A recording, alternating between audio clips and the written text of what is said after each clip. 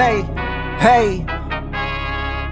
Really the only thing that gon' be normal is distribution. Normal folks gon' infuse some. Optimize your lineups and you feed the rest, you mute them. Turning it up, these numbers are loud. Peeping this game from a nimbus is wild. Making it rain. While I embrace all this risk, I'm insane. Talking about that BestBell, I'm the best tail.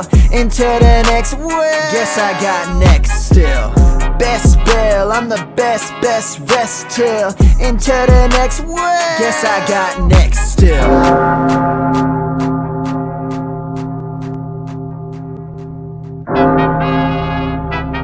Hey, hey.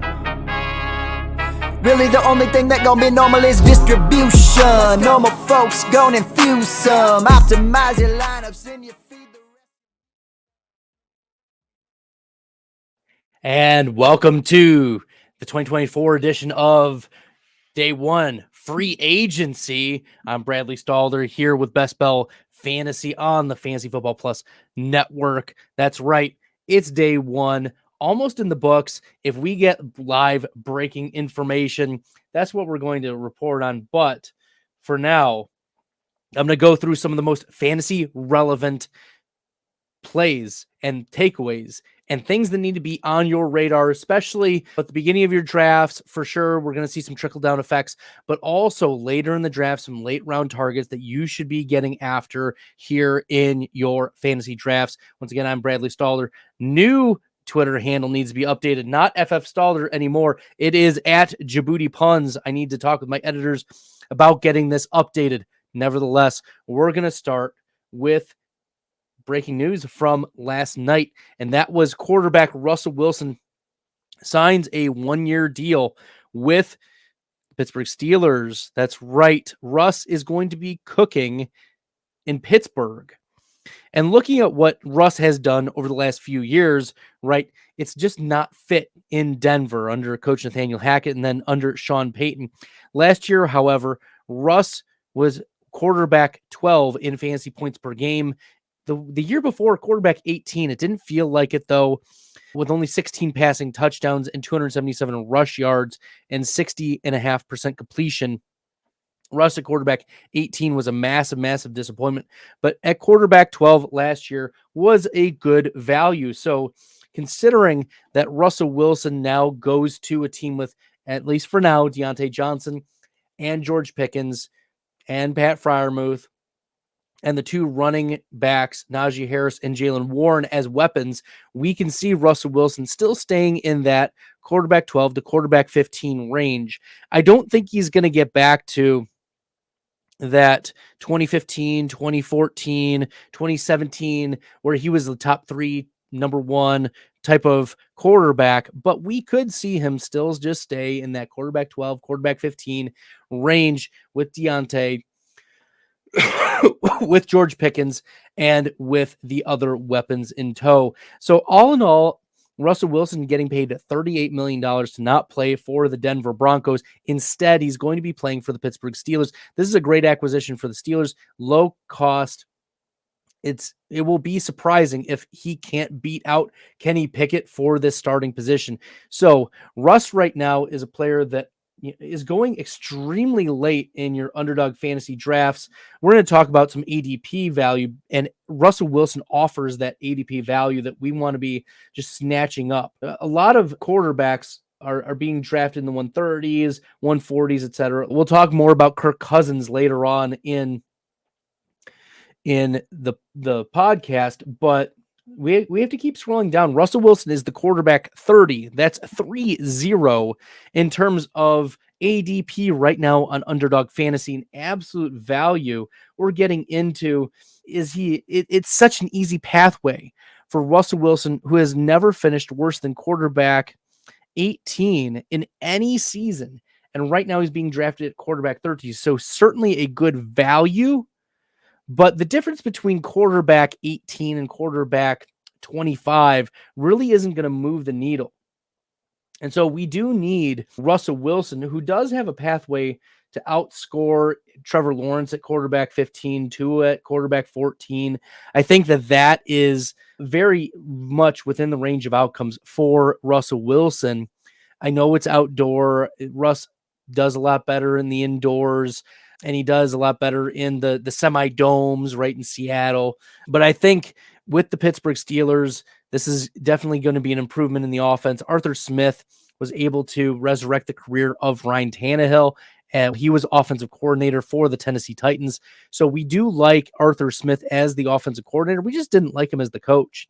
Mike Tomlin is also willing to bring in Russell Wilson, and I think that this is going to be a much better pairing than Sean Payton was with Russ in Denver. So Russ is a buy in a lot of formats. I don't think he's a first round pick in the super flex drafts like your 112s or anything like that. But I think a mid to early second could probably get it done for Russell Wilson, who is on the wrong side of the age apex, frankly. He's 35 right now, and he's seen better days. But Drew Brees, his player profiler comp is Drew Brees, and Brees played almost into his 40s. We could see Russell Wilson very much get into fantasy relevance and maintain there and stay there, given the weapons, given the new location. And I don't think he's going to have much competition for the quarterback position. Russ should win that pretty easily. Okay. The next player that is fantasy relevant for us is going to be Michael Pittman. Pittman was going to be franchise tagged, but the rumors about Pittman during the offseason were much more positive than T. Higgins. We're not going to spend a lot of time talking about T. Higgins because Higgins requested a trade, but we are going to talk about Michael Pittman, who was the second pick in the 2020 draft. And Pittman last year had a great season, set career highs in receiving yards, in receptions, and fantasy points per game. He was wide receiver 14, 15.6 in full PPR, played 16 games, only missed one due to the concussion. So Pittman, I think the concerns are very clear. Anthony Richardson does the small sample size of Anthony Richardson and Michael Pittman not meshing translated into day two. And I think that that's something that we need to consider, given that Michael Pittman is being drafted, oh man, at wide receiver 20 in the middle of the third round at 29.6 on Underdog Fantasy. So there's a lot of risk with Michael Pittman to be able to pay off this ADP, right? When we look at what Michael Pittman did last year with Gardner Minshew, now granted, Gardner Minshew, not Anthony Richardson, Michael Pittman was wide receiver 22 in terms of best ball value rating. So right now he is slightly below, or his ADP is slightly above where he was last year with a quarterback who was able to get him career highs in targets and yards and receptions. It depends on how the Indianapolis Colts attack this wide receiver 2 position with Michael Pittman. I do have concerns that Pittman is not going to be able to replicate and live up to that wide receiver 20 ADP, and especially because Michael Pittman was the wide receiver 36 in terms of rate of top 5 weeks last year. And we're talking best ball. Rate of top 5 weeks, he was a back end wide receiver 3. That won't get it done in terms of best ball paying off for you, hitting those high upside weeks. And that's what you want from your players. You want them to be able to get you week winning weeks. And Michael Pittman did not show that last year, even with Gardner Minshew for the majority of the season. So with questions of chemistry with his quarterback, whether Anthony Richardson is going to get the pass volume enough for Michael Pittman is going to be a massive question. So we do have to be, concerned about Michael Pittman, his ADP, and even though he's extended into the next 3 years for the Indianapolis Colts, we should be worried about that ADP. I'm not buying Michael Pittman mid round 3 at this point, especially given that the Indianapolis Colts are still searching for a solid wide receiver 2. Alec Pierce is clearly not it. Josh Downs is not it. Downs mostly a slot player, and so Alec Pierce playing on outside, not a good player. So Michael Pittman and avoid even with the extension. All right, next player is Tony Pollard, running back now for the Tennessee Titans. Pollard agreed to a 3-year, $24 million deal with Tennessee. The Titans outbid the Cowboys, and reportedly the Vikings were in play for Tony Pollard's services. Yes, Pollard was disappointing, but I mean, he still had 252 carries, 55 receptions, over 1,300 total yards. His 6 touchdowns were disappointing, but his expected touchdowns were in the double digits. And he's at best when he's a committee back. And I think that's what Tennessee wants to do. They want to run an NFL style offense where it's both Tazi Spears and Tony Pollard.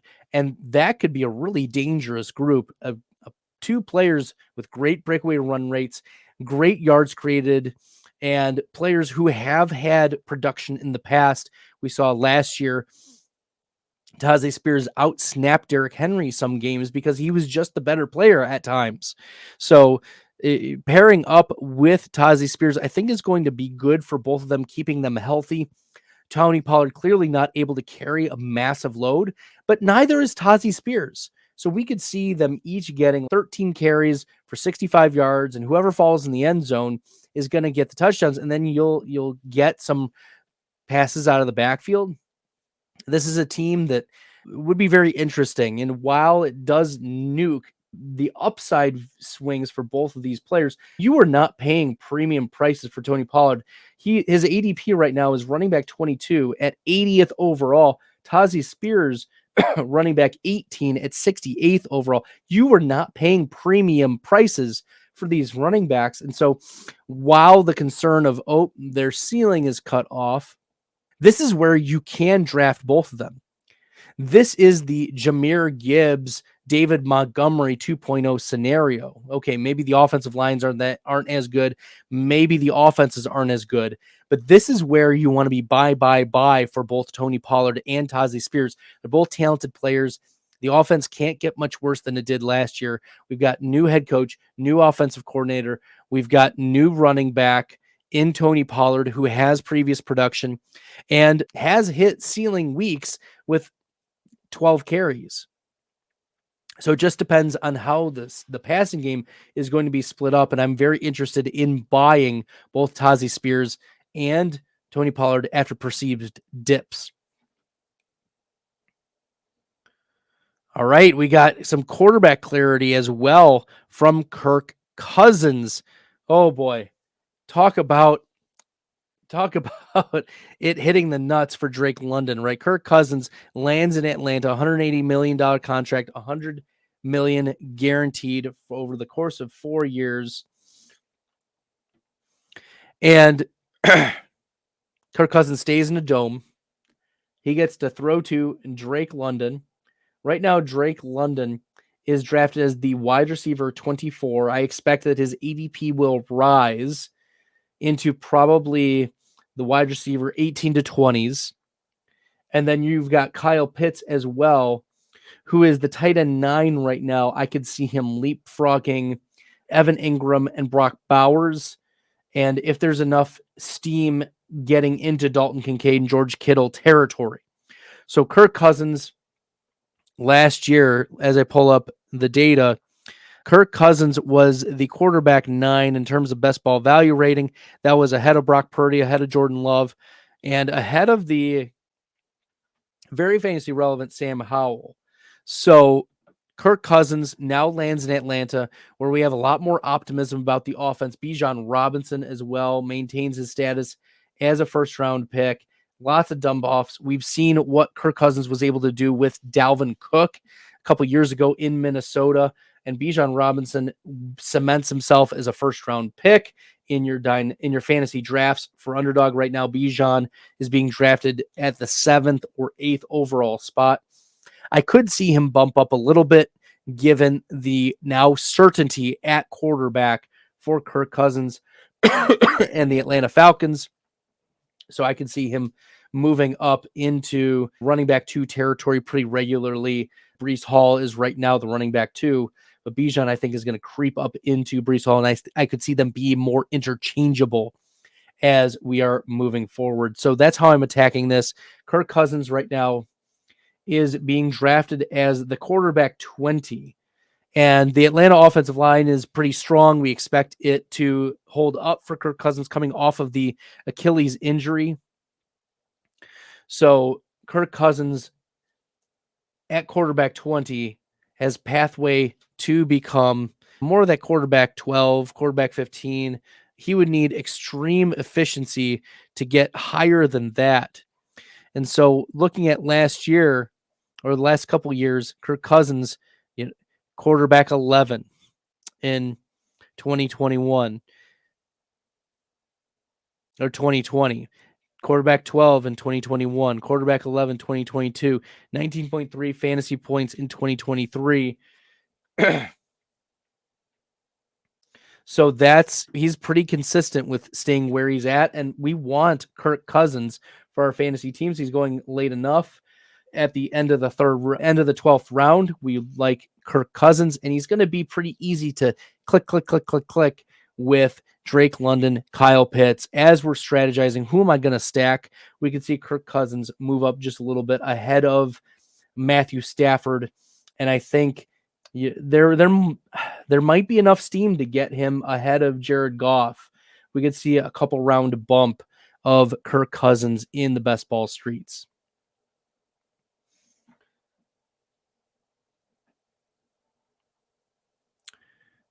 All right. Running back DeAndre Swift is now moving to the Chicago Bears. 3-year deal, $24 million, drafted by the Detroit Lions, 35th overall, right? We remember last year when Swift was traded after the Jahmyr Gibbs selection in 2023, trade to the Eagles. And Swift is a player that has historically been very good at outside runs. He's been very good at catching the ball. He's 25 years old, so he's right in the prime of crushing it. He finished as running back 24 last year in fantasy points per game. He's finished no worse than 12.5 fantasy points per game and set career highs last year in games played, rush attempts, rush yards. But then we saw receptions go down because of Jalen Hurts, and we saw rushing total touchdowns go down because of Jalen Hurts. And now he goes to Chicago, where we anticipate Justin Fields is going to get traded. He has not yet been traded as of this recording in day one. However, DeAndre Swift is a player that I am always a sucker for. He's got the profile, the pass catching profile that we want. And he has previous production. Swift last year, running back 27 in best ball value. And that was with the lack of touchdowns, nuking his values in a backfield where Roshan has won a lot of the coaches over in terms of what does he bring to the locker room. It was clear that Roshan Johnson was not going to usurp or take over the backfield for the Chicago Bears. Khalil Herbert was good enough to hold him off. And then based on the amount of money that the Bears threw at DeAndre Swift, they said, you know what? We need to upgrade our running back position. This could mean Khalil Herbert, you're on the way out. Roshan Johnson, we like you, but we like you in special teams and we like you as a backup. And DeAndre Swift, able to carry the rock last year, 229 rush attempts, certainly not 300, but a splitting carries with Roshan Johnson, keeping DeAndre Swift fresh, catching balls out of the backfield to Caleb Williams, who we anticipate to be drafted as number 1 overall. This Bears team could look a lot different than last year, not only because of that, but also because we anticipate Darnell Mooney will get signed somewhere else. So it's going to be DJ Moore, DeAndre Swift, and Caleb Williams, probably another first-round wide receiver selected as well in the draft. So we are monitoring this situation as it goes forward. However, DeAndre Swift, a player that I am big on. I think this means Khalil Herbert probably gets cut or sent somewhere else, traded. And Deonta Foreman, who played valiantly last year, not on the radar anymore for fantasy unless he gets scooped up on a veteran minimum deal somewhere. Sweet. We'll keep her rolling with free agency news. Gabe Davis signs a 3-year, $39 million deal, $11 million guaranteed to Jacksonville.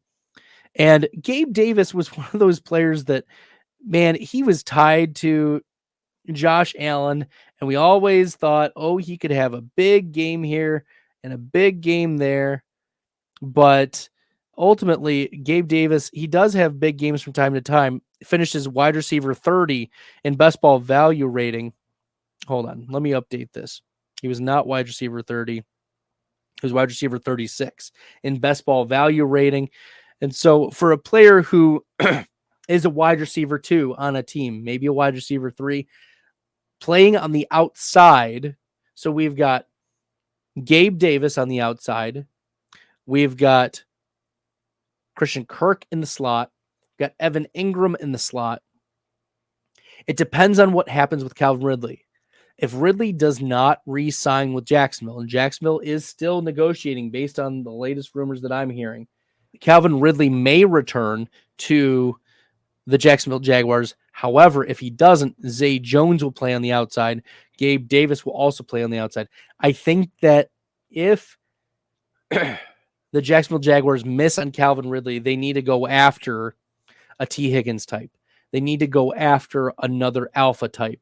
They cannot go into the season with Gabe Davis / Christian Kirk / Zay Jones as the number 1 wide receiver. Like, the wide receiver struggled last year to connect with Trevor Lawrence. At least give Lawrence another chance. And that's why I'm here pounding the table for Calvin Ridley to return to Jacksonville. But Gabe Davis is there, and I think would be a fine number 2. But this is the contingency plan for Jacksonville, whether or not they're able to re-sign Calvin Ridley. It's been frustrating as a Gabe Davis manager over the course of the last few years. However, in best ball, you're not really having to pay a super premium for Gabe Davis, right? Gabe Davis right now, wide receiver 62, being drafted 100 in the back end of the 12th round, 139 overall. I think is a very, very easy click for the best ball upside players. He's going to have big plays. He's got a high ADOT. He's a downfield, big-bodied receiver with good enough speed. He just has no burst and no agility.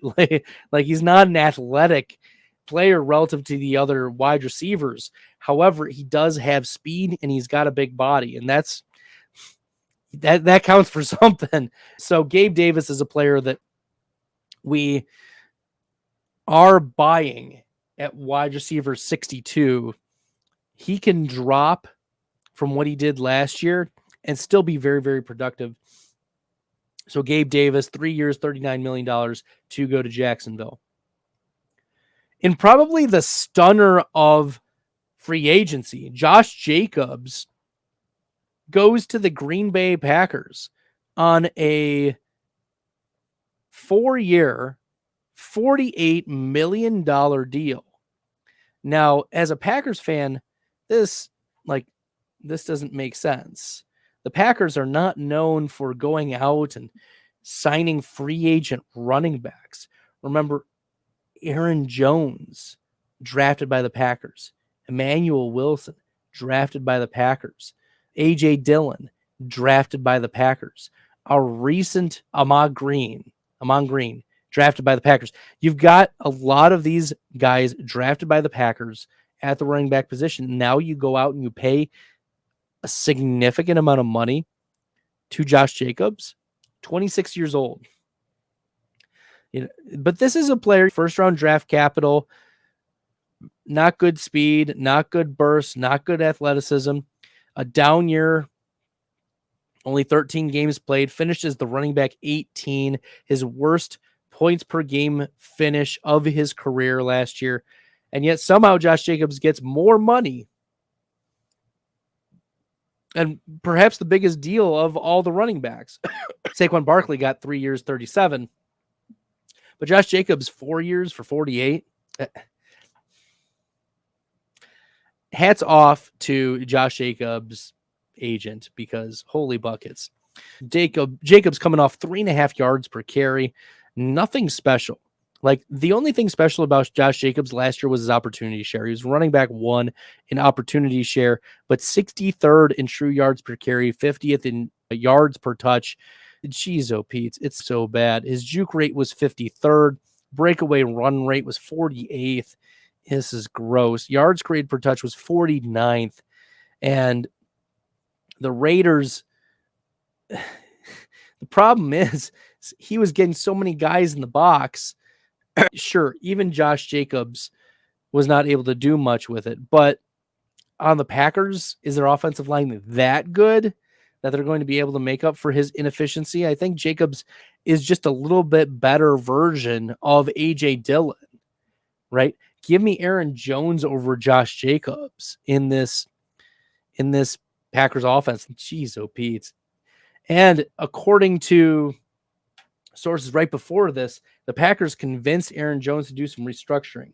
So we're gonna monitor that and see what became the truth out of the Josh Jacobs scenario. However, we should not be super excited about Josh Jacobs' talent. We should be about his opportunity. So let's look at his Underdog Fantasy. He's being drafted 59th, 60th overall. So back end of the 5th round. I have a couple shares of Jacobs in 0 running back squads, but that's not good. Like, his landing spot, he may get some goal line work. We liked that for Aaron Jones, but is he what the Packers want in terms of if we're worried about Aaron Jones being injured? Josh Jacobs, looking back at even last year or over the last couple years, 2019, 13 games, 2023, 13 games. Like, he has played 15 or more games in 3 of his 5 seasons, but now he's just at or past the age cliff. I've got major concerns. And so if he's already inefficient, if he stays healthy, he'll pay off that 5th round, 6th round ADP. But that's asking a lot from a running back who has missed some games. And then you're willing to pivot off of Aaron Jones, who just scored 3 touchdowns in your most recent win in the postseason. Man, oh man, it's tough. It's tough. Nevertheless, we look at Aaron Jones now, who is a free agent. There have been some rumblings about, is he going to go to the Vikings? Is he going to go here or there? And there's no word yet about Aaron Jones landing, but we do know that Aaron Jones is cut from the Green Bay Packers. So unfortunately, Jones is going to be finding a new home here shortly. As a Packers fan, hurts my heart, but Jones was super productive. We'll pull up the running back best ball value rating. Jones was running back 17 in terms of best ball value rating last year. That is inclusive of his big time spike week game against Dallas, but those are the types of games that you can anticipate from Jones.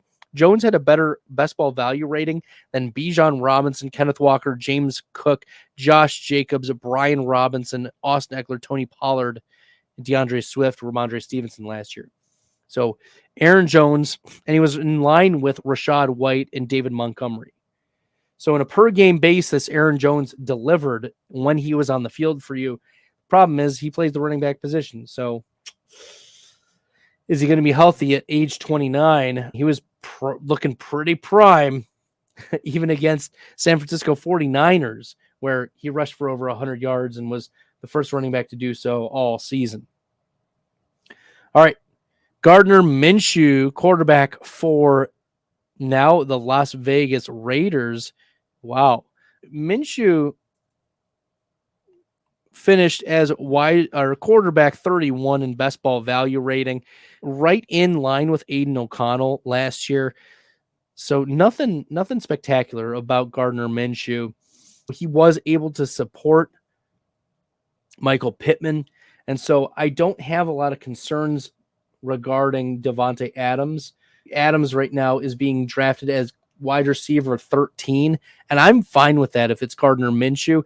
We'll see a limited ceiling from Gardner Minshew with regards to like the wide receiver one, there were games where Michael Pittman was just not able to get it done. But Devontae Adams is a better player than Michael Pittman. And looking at what Gardner Minshew was able to do last year, he's clearly going to be in a competition with Aiden O'Connell. This also does not rule out Justin Fields going to the Las Vegas Raiders. But right now, Gardner Minshew is going off as the quarterback 50 on Underdog Fantasy in the last round. So if you want to throw a couple late round quarterback stabs at Gardner Minshew to try to stack with your Devontae Adams, be my guest. I don't mind it. And Minshew has as good of a chance to win the job as a better chance than O'Connell. And I would say, depending upon what the Raiders do in the draft,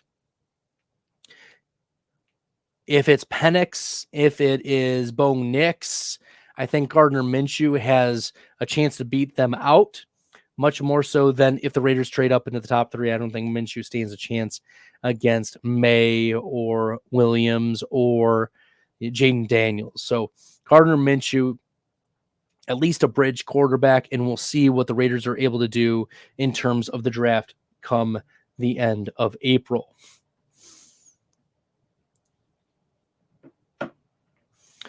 We've got some news that Antonio Gibson is now being signed to the New England Patriots, which is very interesting. Antonio Gibson was a darling out of the University of Memphis, and now almost 26 years old, third round pick, great speed, 4.39 speed, great speed scores, 99th percentile. And so a player who has eclipsed 240 receiving yards each season. He set career lows, though, in total touchdowns. He played 16 games, only rushed the ball 65 times. I do think that this is a breather back for Ramondre Stevenson, but I think one of the limiting factors for Ramondre was that he'll tend to get hurt. He's a big bruiser type of back, and so we want a guy who can carry the load as well. And we haven't seen the explosiveness from Antonio Gibson since his rookie season, but Gibson has history of production, being running back 16, running back 17 during his first two seasons, 2020 and 2021. But then 2022 dealing with injuries. And then last year, Brian Robinson won the favor of Riverboat Ron and the rest of the offensive coaching staff, while Gibson was not getting it done on the ground. Through the air, 48 receptions was a career high, 389 receiving yards as well, a career high. And it was interesting. Gibson was running back 6 in terms of fantasy points per opportunity, running back 7 in routes run, and running back 4 in yards per touch. He was not efficient on the ground, but through the air was very, very good. Second in yards created per touch, and 12th among all running backs in juke rate. So he's still got some juice and still trying to make guys miss.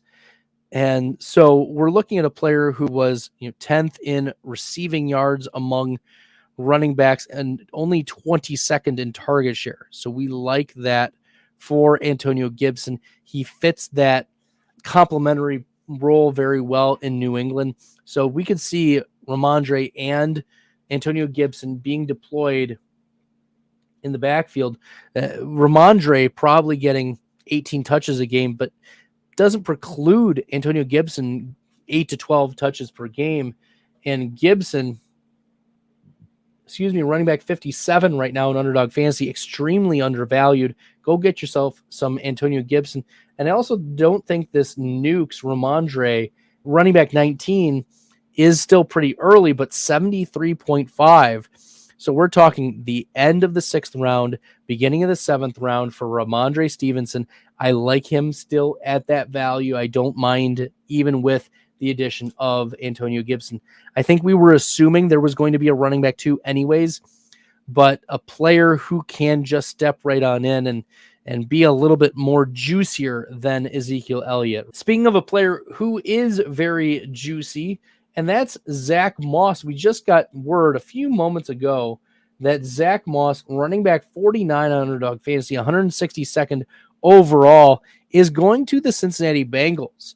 And Moss was an absolute killer last year for the Colts when Jonathan Taylor was out. 183 rush attempts, almost 800 yards, almost 200 receiving yards, 7 total touchdowns, finishes the running back 28 in fantasy points per game. And Zach Moss, during the 2023 season, was the running back 23 in best ball value rating. That was better than Eckler, Pollard, DeAndre Swift, Najee Harris. So Zach Moss now goes to the Cincinnati Bengals along with Chase Brown. And I don't mind Chase Brown still at running back. Chase Brown, running back 32 is expensive. Like, obviously, give me Zach Moss over Chase Brown at the ADP values. But if you can scoop up the Cincinnati backfield for running back 32 and running back 49, yeah, give me that all day for Zach Moss. So I love Zach Moss at that value. He certainly showed that he had some juice. He's running back 26 in rushing yards, 29th in yards per touch, 24th in route percentage, 26th in routes run. Yeah, this is a player who produced, despite the fact that he doesn't have the measurables and the speed and the build. So I think that he's between the tackles, like thunder and lightning type of compliment. Chase Brown being the lightning, and Zach Moss bringing the thunder. Moss 5'9", 223, third round pick out of Utah. I like him at that value.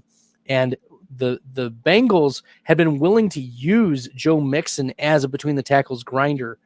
I'm not sure that they were willing to let Chase Brown be the full-time guy anyways. I like Zach Moss in this spot for the touchdown upside. Absolute banger of a pick. This also means that Joe Mixon is cut from the Cincinnati Bengals. We don't know where he is going to land, but Mixon had been very productive for the Bengals over the last 4 years in particular. Mixon has had his off-the-field issues from time to time, so maybe a team is a little hesitant to bring him in on that front. But the former second-round pick out of Oklahoma, 27 point. He'll be 28 years old when the season ends, coming off 4 yards a carry, 1,000 rushing yards, 376 receiving yards, and the second time that he had at least 12 touchdowns in a season, finishing as running back 11 in fantasy points per game. And Mixon finished last year as running back 13 in best ball value rating. So Mixon, will find out where he lands, but I think the opportunity share needs to be high for him, as Mixon has never really been an efficient running back, but he is reliable pass catching out of the backfield. And Mixon is a player that had overstayed his welcome, I think, in Cincinnati. There were talks last season about Mixon getting cut. Now Mixon actually does get cut. Speaking of running backs, we're going to keep the running back parade going. Saquon Barkley signs with the Philadelphia Eagles. That is pretty wild. Yeah, pretty wild. Barkley, the running back 11 in best ball value, is one of the top opportunity share running backs last year. Not very efficient, but Barkley going as the running back 8 at the end of round 2. He's going to get steamed up a lot. There's going to be a big push for Saquon Barkley. Problem is, DeAndre Swift was still able to be running back 24 and get 1,000 rushing yards, and the season before, Miles Sanders over 1,000 rushing yards. The problem is, Saquon Barkley will get vultured at the goal line. Now, we will need to see like a tush push. We'll need to see the tush push eradicated for Saquon Barkley to get some some love. But I think that Barkley creeps into the 15th to 17th overall.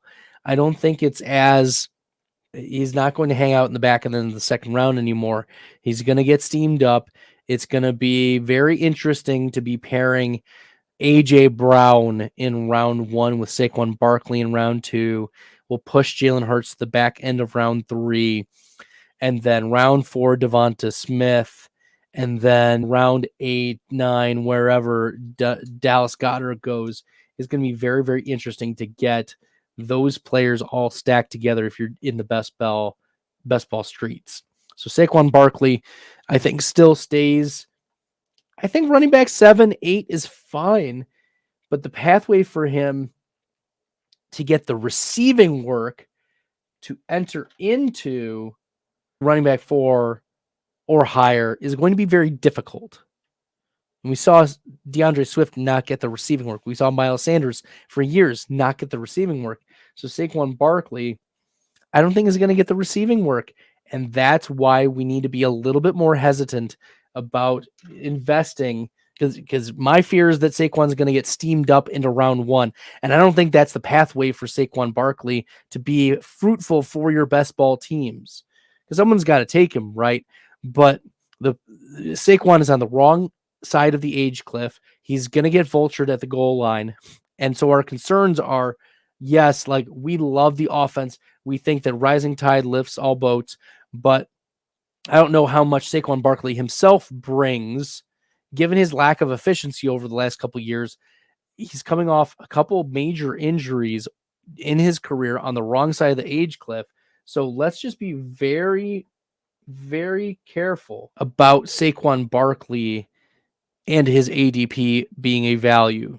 Last year, he got an 80+% opportunity share. That's going to be hard to rival with the Philadelphia Eagles and how they want to deploy their offense. Barkley, I think, is still fine in that running back. If you want to get him into Jonathan Taylor area, fine. But taking him in round 1 is off the table still. And I think there's a cap ceiling, so let's be careful there. We do have an update about Aaron Jones. The Minnesota Vikings have shown significant interest in Aaron Jones. Per Diana Rossini, the Vikings are interested in Aaron Jones. So we'll see if Aaron Jones does, in fact, end up on the rival Minnesota Vikings as we continue with free agency. Ooh, we've got a few more running backs to tie in here, and that one of them is Devin Singletary, running back now for the New York Giants. Saquon Barkley leaves the New York Giants, goes to the Philadelphia Eagles. Singletary, on the other hand, finishing as running back 32 last year in best ball value rating, clearly overtaking Dameon Pierce.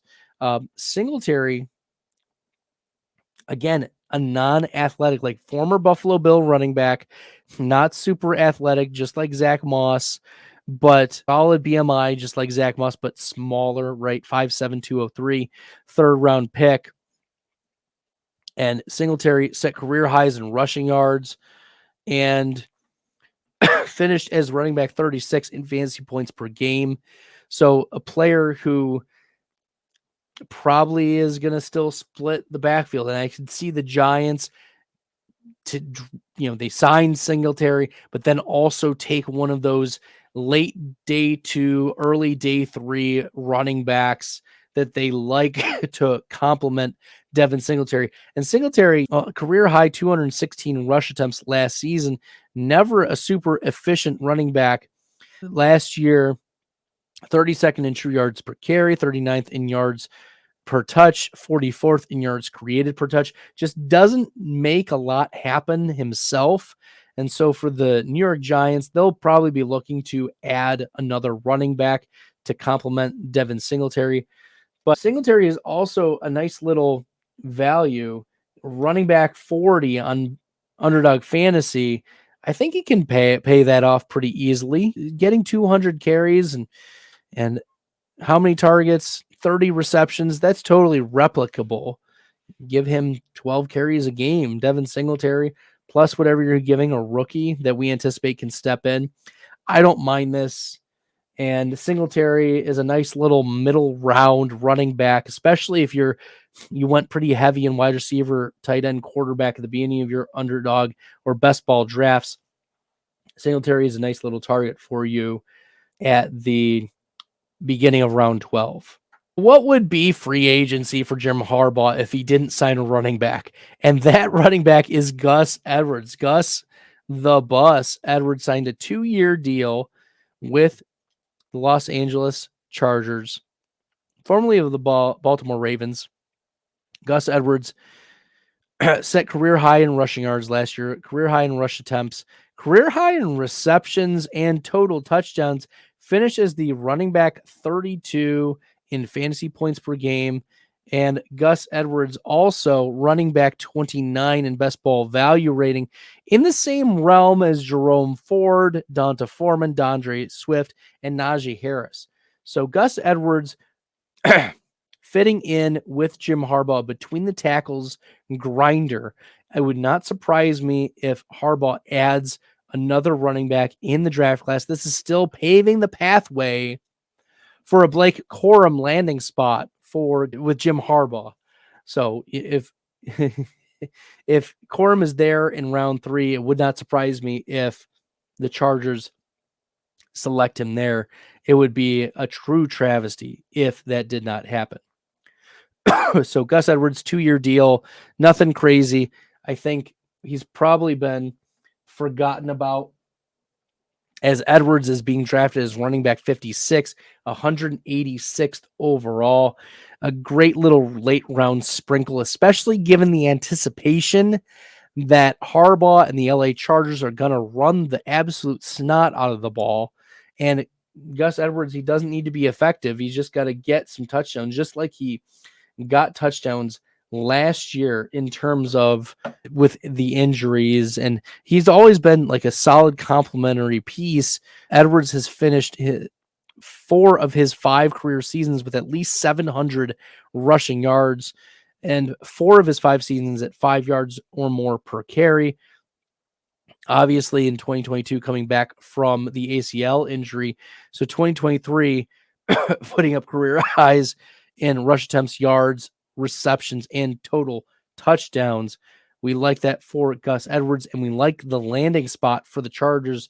A very nice late round selection if you're still doing the early best balls in the early best ball streets. Woo! The final signing for the night that I'm going to talk about, and we didn't have any breaking news, but we did have some rumors flying about offensive linemen, defensive players, etc. while I've been on the stream. But Austin Eckler signs with the Washington Commanders. And Austin Eckler signs a 2-year deal, not a lot of money. But we also have to remember Eckler was dealing with a pretty significant ankle injury throughout most of last season, which is why he was running very slow.